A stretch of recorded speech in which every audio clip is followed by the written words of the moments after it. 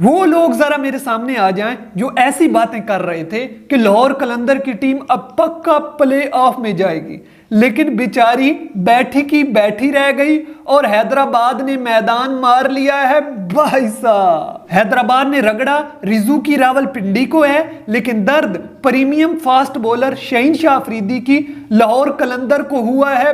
भाई साहब, देखा जाए तो हैदराबाद ने पूरी तरह से प्रैंक किया है प्रीमियम फास्ट बॉलर शहीनशाह अफरीदी की टीम के साथ।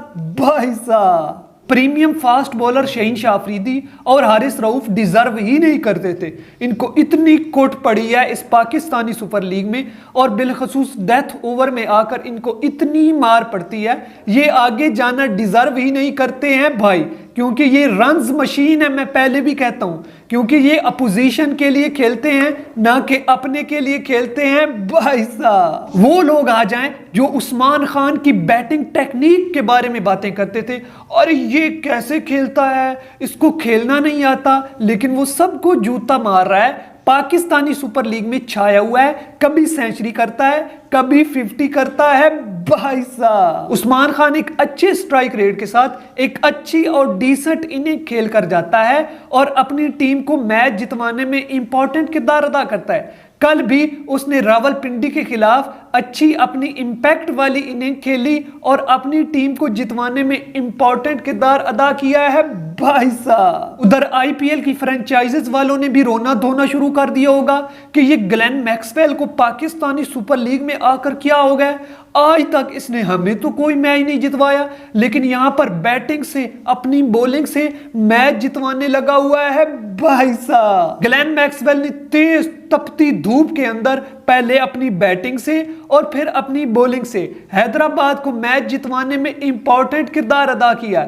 इसलिए आईपीएल वाले जो लोग हैं, यानी कि इंडियन फैंस भी यही कह रहे हैं कि ये ग्लेन मैक्सवेल को क्या हो गया है, यहां पर तो ये परफॉर्मेंस पर परफॉर्मेंस दिखा रहा है, लेकिन हमारी लीग में इसको क्या हो जाता था।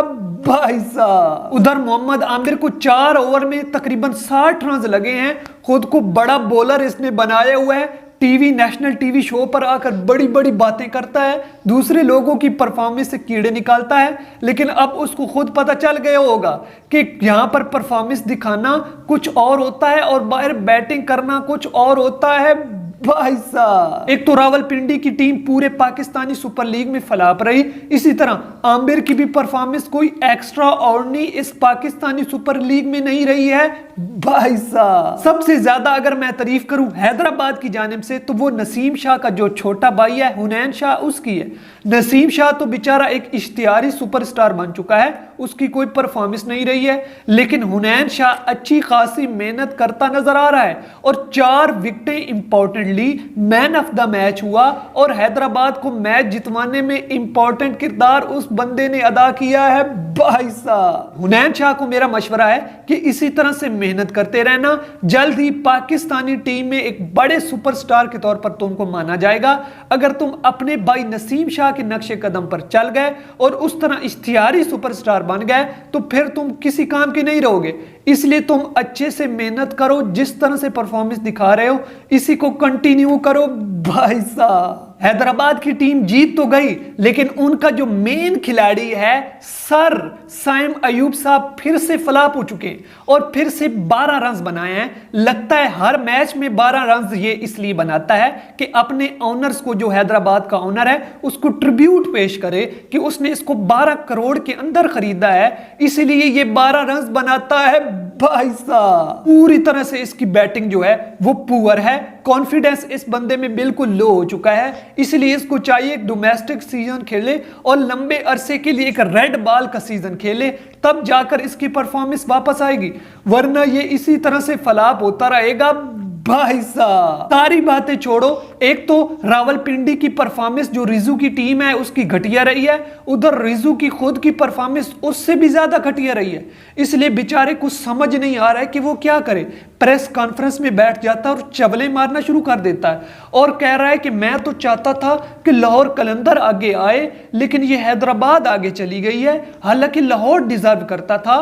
और मेरी उस्मान ख्वाजा से मैच के दौरान बात हो रही थी कि लाहौर को आगे जाना चाहिए क्योंकि वो डिजर्व करते हैं, यानी कि ये बंदा उस वक्त ये फैसले कर रहा था अपनी खुद की परफॉर्मेंस को छोड़कर, यानी कि इसकी तवज्जो अपने मैच पर होनी चाहिए, लेकिन ये दूसरों के फैसले डिसाइड कर रहा था कि कौन आगे आए और कौन आगे ना आए। भाई साहब, उधर कराची किंग्स वाले भी बहुत ज्यादा खुश होंगे क्योंकि लाहौर कलंदर आउट हो चुका है। लाहौर कलंदर ने उनको आउट करवाया था, अब हैदराबाद ने जो है लाहौर कलंदर को आउट कर दिया है, इसलिए कराची किंग्स वाले बहुत ज्यादा खुश दिखाई दे रहे हैं। भाई साहब, मैं ये सोच रहा हूं कि शुक्र है कि premium fast bowler Shaheen Shah Afridi और हारिस रऊफ की टीम आगे नहीं गई।